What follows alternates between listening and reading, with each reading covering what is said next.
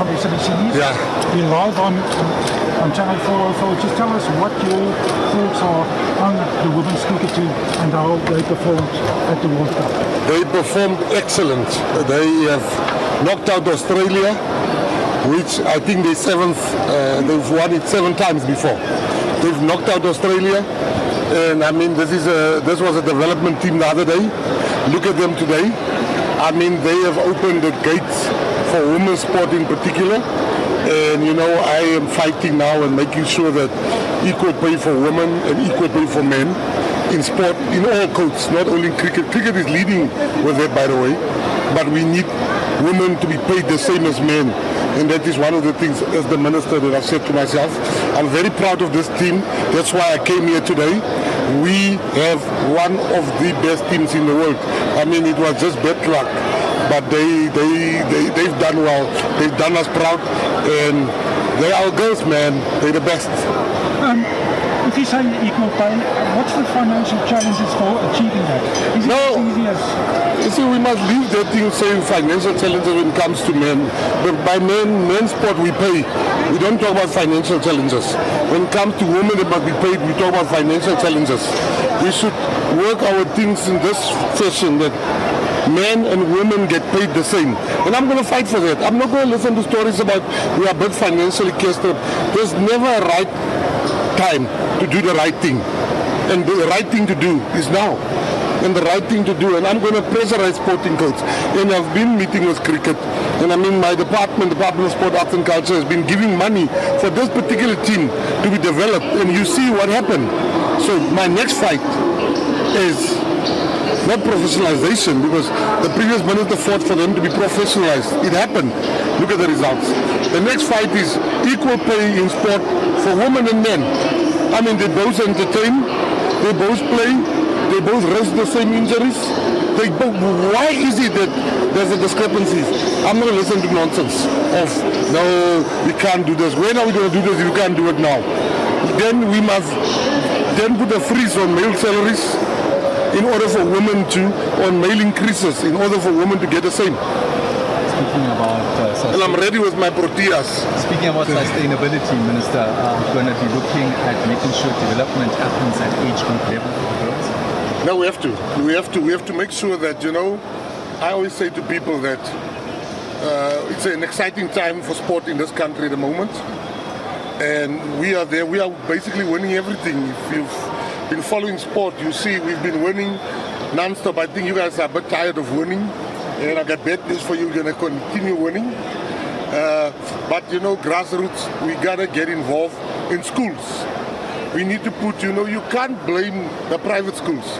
We need to emulate the private schools. We need to make sure that in cricket, the reason why you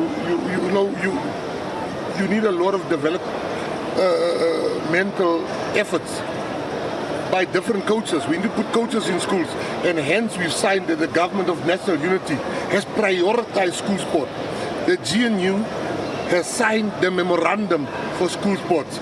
Under the GNU, Baba, we are moving. And on the note of school sports then, is there an understanding between the Department of Education and sport? Where's that intersection? No, definitely. What we've done, we've already signed the memorandum of agreement between us. The MOU has already been signed. We are now going to, both of us, what we've signed is going to find expression in our budget. Because if there's no budgetary, and that's what happened in the past, they wrote the memorandums were there, but there was never money provided or provision being made. This time, in the next budget, you will see school sport, so many millions. You can't produce nothing if you don't invest in school sport. Does the Department of Education have a buy-in? 100%. We've got a very good education minister in Mrs. Khwarube. She's very good at what she's doing. She understands we are in sync when it comes to that. We've got total buy-in from her. I've got a buy-in. And as you know, it's never going to gather dust. I'm not the type of minister that signs stuff that gathers dust. I'm an action man, and that is going to find expression. Look at what the woman has done. Remarkable. Do you know when they beat Australia? For me, this final, was neither here nor there. They have made us happy by beating Australia. Do we have timelines on how we're going to have these school sports and how things are going to be rolled out? 100%. We're starting in February next year. When the schools open, we are moving. We are not giving you dates. February next year, you will see school sport being different. Look at Walaza. Look, Walaza is the best example of what happens when you put money and resources, and that's what Kuru did. They begged Walaza. And I mean, like, you know that we need funding in sport. More funding. Corporates are willing to give money, but federations need to give corporates the assurance that the money will not go buy nice cars. The money will be used for development. I mean, Walaza, there was no money for him to go to the Youth Olympics. I had to jump in as the Minister of Sport, Arts and Culture. 10 minutes before the flight closed, I had to come up with the money. And look at how many medals we got. Minister, Yes, cricket has made quite a significant progress if you look at the squad in terms of transformation. How important is it for us to maintain that and even do better just to represent the Rainbow Nation as it is in this country? I think the mistake that we've made in the past, for 30 years we've made the same mistake. We all keep on asking, why is there no black people in the squad? Why is there no black people? You want equal outcomes, but you don't have equal access. Most black people here don't have pole vaulting at this school. Then you want to ask tomorrow, why is there no pole vaulting at the Olympics blacks? We must be honest that you can't expect black people to be a champion in pole vaulting, but there's no pole vaulting equipment at the school. Who's to blame for that? We, as government, we must fall on our sword and make sure we fix that. Swimming pool, we don't have a black Olympic swimmer because there's no swimming pools at the schools. And we must take responsibility instead of blaming people. We must take responsibility as leaders of this country. And we are fixing that. There must be pools. Have you seen how deep is the Olympic pool? Imagine you put somebody for the first time in there, it's going to drown. So, do you see a World Cup coming from something cricket? You've made 3 finals, men and women. Do you see it coming in the near future? This is the start of great things.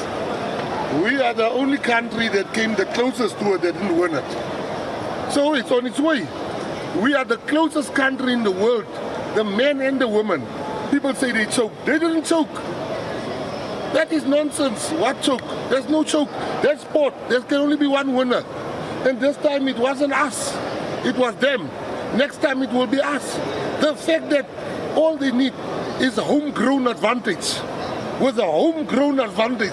You know, South African supporters are different. Once we're there, they were going to win. I've got no doubt in my mind. Thank you. Well, I don't know if we're still connected to the studio, but that was the Minister of Sports, Arts and Culture, Gayton McKenzie. But there's nothing we love more than beating Australians. They wouldn't say it, but we love that. We talk in the corners. Like if we don't take the World Cup, we better beat Australia. Australians feel the same about us. Once you can beat Australians, we are celebrating like we've won the World Cup. We are very happy that we beat Australia, and I'm going to send Australian ambassador a message of condolences for the loss. Yeah, next question. So you covered. And this is the protea. This is our national flower. This is our national flower. As you can see, this is a champion flower. For champions, we're going to give them down. So you guys are covered. In terms of incentives, any incentives? Just hold on. Hold that question. If you found this video informative, please like, subscribe, and hit the notification bell for more content like this. And as always, let us know your thoughts in the comments below. Until next time, stay informed and stay engaged.